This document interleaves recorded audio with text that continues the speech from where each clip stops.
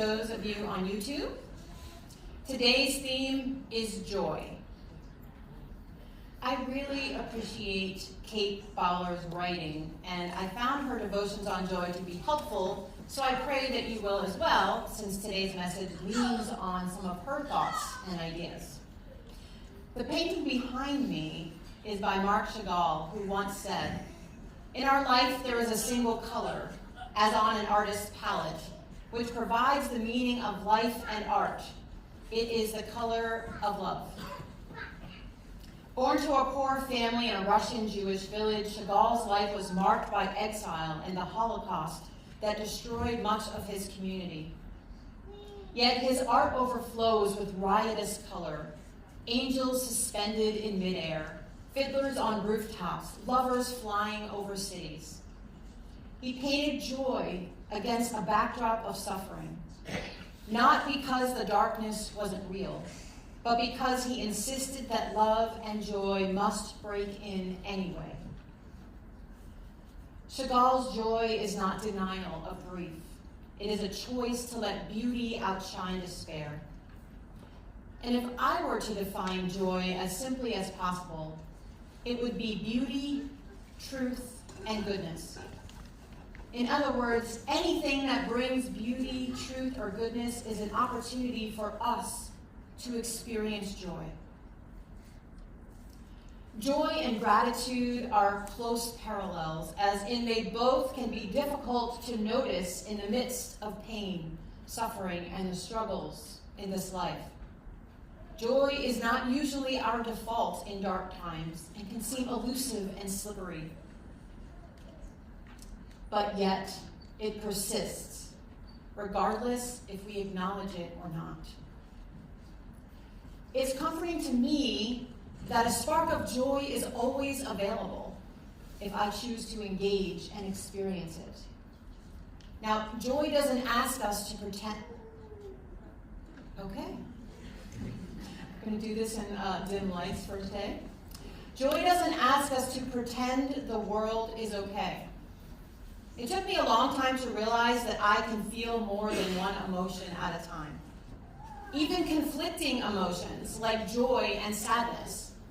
Our hearts are big enough to handle that. So listening to Chagall's story and looking at his saturated painting, saturated with blues and reds and golden hues, we can remember that joy doesn't wait until everything is safe and orderly. Joy is a gift from our higher power, arriving in the middle of exile, the middle of grief, the middle of an unfinished world. Joy really is a two-part process, beginning with our higher power's initiative, followed by our response. Another way to think about this is that joy is a gift already available to us. Already available to us. However, the choice is ours whether or not to open it and therefore experience it. Because let's just say like someone gifted you an air fryer. People like that. But you never opened it. That gift, while it remains in the box, cannot be used for its purpose and cannot be experienced as intended. I will admit, I am not great at joy. In fact, in one of my preaching classes in seminary, I was assigned to give a sermon on joy. And you know what? My life was stressful at the time. When isn't it? You know, I had a heavy course load, my finances were strained, and on and on. I had all of these things that were stressing me out. And let's just say while delivering this message on joy, the words were about joy, but my body, face, and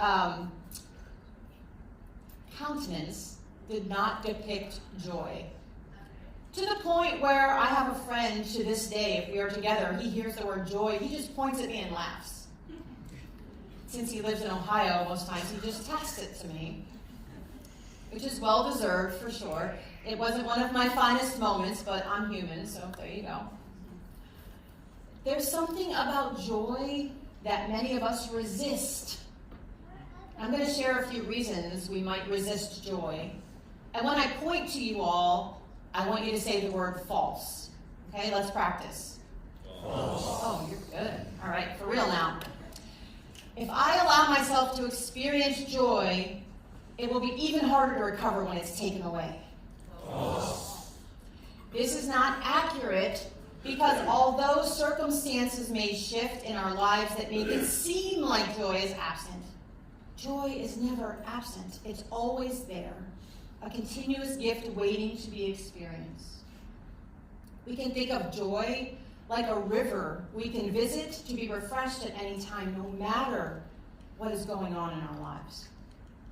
Number 2, I don't deserve joy. Everyone deserves joy. Period. Number 3, I've had so many struggles in my life. Joy is a lost cause. There's no point. Joy is not finite. Again, it is always there, but we need to be willing to acknowledge and experience it. Number 4, joy has to be earned, and I've done a lot of bad things in my life. Joy is not something we have to work for. It really is an inside job. Sometimes we get off track by trying to find joy in wealth or possessions, and we may be satisfied in the short term, but external things will never bring sustained joy. It will never be enough because true joy is a visceral and intimate experience. And when I say it's an inside job, I don't mean that we manufacture joy, but that our higher power gifts it to us and we can tap into it whenever we want. It's there for the taking. There is great power in the essence of who we are. But if you're like me, you may get bogged down with the things of life, mundane, tragic, heavy, real. You know, it's not an accident that I selected joy as the theme on the longest night of the year, where the darkness far exceeds the daylight. Now, I have a healthy sense of humor, but by and large, I am a serious person, admittedly sometimes too serious. I find myself feeling the weight of the world on my shoulders, at times thinking, how can I laugh? How can I enjoy life when this earth-shattering thing is going on in my life right now? Or how can I laugh or enjoy my life when that person I love is suffering? Or this people over here are in such turmoil? And again, I'll bring us back to being able to hold room in our hearts for both joy and sadness simultaneously. This takes practice. I will also throw in that what we focus on gets bigger. What we focus on in our lives gets bigger. The more joy I allow myself to notice and experience through beauty, truth, and goodness, the more confident I become, the better decisions I make, the more authentically I am living because I become better at offering service and love as I am called to in the world. So if you don't have a hard time with joy, you do you. You keep on experiencing every drop of joy. But if you resist joy or have a hard time allowing yourself to experience it, I want you to hear this. Sometimes we prepare room for joy by telling the truth, by letting sorrow breathe, by choosing practices that gently turn our hearts back toward joy without pretending the sadness is gone. Because let's be honest, there will never be no sadness or no hardship or no injustice or no suffering in the world.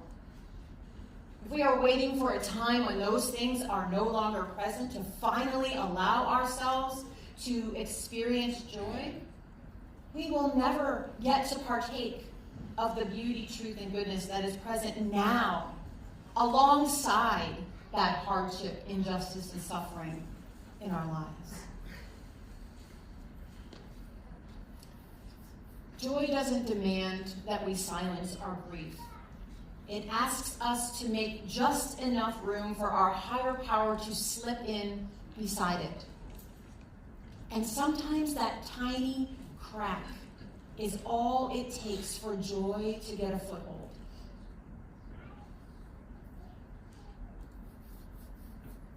You know, in our recovery, our substance of choice is chosen a lot of the time to numb our pain. Because we don't want to experience pain, understandably. But when we numb our pain, we also numb joy. We can't select the feelings we are numbing. So now, in our time of recovery, joy is like a brand new experience. It's a brand new opportunity in a time of sobriety. So take advantage of that. Our higher power is the giver of all good things. And that joy, if we choose to acknowledge it, is our heart responding in a way that will change our life. Higher power will take care of us if we let our higher power do that.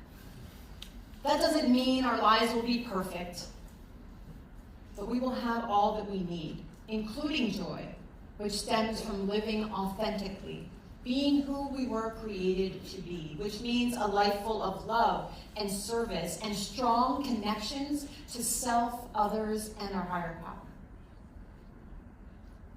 But think of some small things that can spark joy. Pay attention to a teenager's full-toothed smile, a baby's contagious laugh, a fresh blanket of snow that makes everything fresh and new, a dog's tail that wags her whole body, a nourishing meal that fuels us, a friend who tells the truth even when no one else will, a man who is generous to a fault, a woman who mentors those in need, daffodils pushing up toward the sunshine as the snow melts on a warm day. All of these things fall into the categories of beauty, truth, goodness, or a combination thereof. So perhaps the practice today is to add one small splash of color back into your life on purpose. Not because it solves the darkness, but because it dares to say, even here, joy belongs. Wear something bright. Place flowers in a vase. Open a book of art, or let stained glass light spill onto your table. Anything that radiates beauty, truth, or goodness, no matter how big or small, matters. So let's take a few moments of silent reflection, and I want you to ask yourself, what would it mean to add one brush stroke of joy to my own life today?